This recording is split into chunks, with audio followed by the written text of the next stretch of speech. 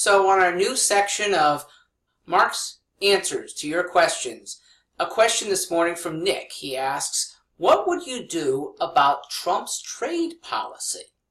Well, a governor can't do officially too much, but hang in there, I have a pretty good answer.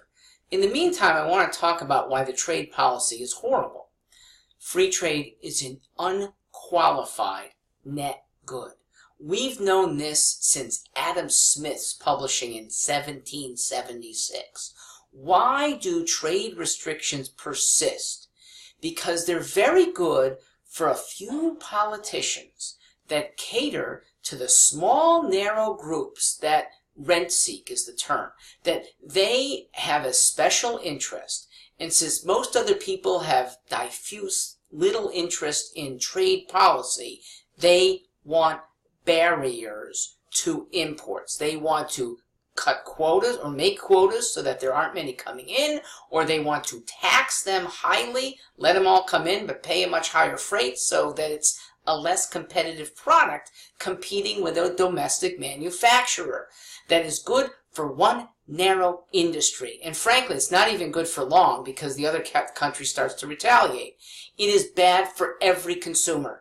We penalize everyone in America with trade barriers. Stop penalizing consumers. I mean, this is the message I have for Donald Trump. You're proud of your tax cut, but everybody is now paying potentially more than they're going to get in a tax cut in terms of higher prices. And we get fewer of the stuff that we want. Stop restricting things that we might want. If I want something that is only made in Bangladesh or China, I should have that opportunity. There's a horrible fiction. Democrats typically use it, and now here goes Trump using it as well, that the balance of trade is a big problem. The balance of trade, let me put this in perspective. The balance of trade is net exports versus net imports. And routinely, ours for the last 20 years have been imbalanced. We export less than we import. Fine. We're getting cheap stuff. This is a statistic that shows that we're a wealthy country that can afford to buy stuff that's produced abroad. This is a good sign. It's not a prescription to balance out the trade. And how do I know this? Because every one of us runs trade deficits, and it's to our benefit. I, every month, run a trade deficit with my grocer. Damn it, I pay him more than he pays me. But I get good food. I am happy to pay the fairly low prices that the grocer charges. Every one of us runs a trade deficit with almost every person we do business with. The only trade surplus most of us have is with our employer, who pays us more than he gets back. So should we balance out that trade too? It means none of us would have a job. By the way, where do all those dollars go?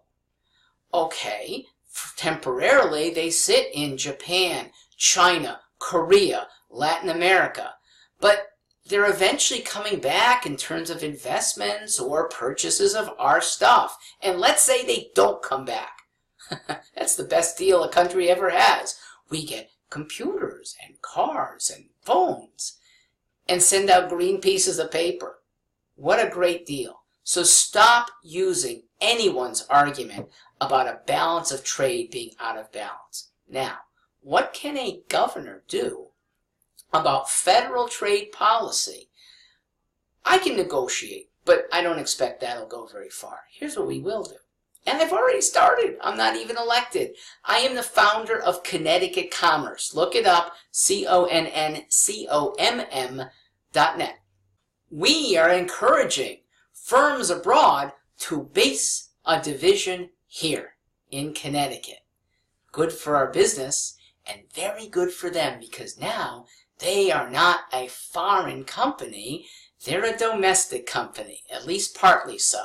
And so if Trump really wants to continue to penalize them, then he's penalizing Americans in the process. I don't think he wants to go that far. So I hope more of you can alert any company that you have contacts with abroad, that a division in Connecticut is really good for them. It's also good for us. Thanks for asking, Nick. I'm Mark Stewart.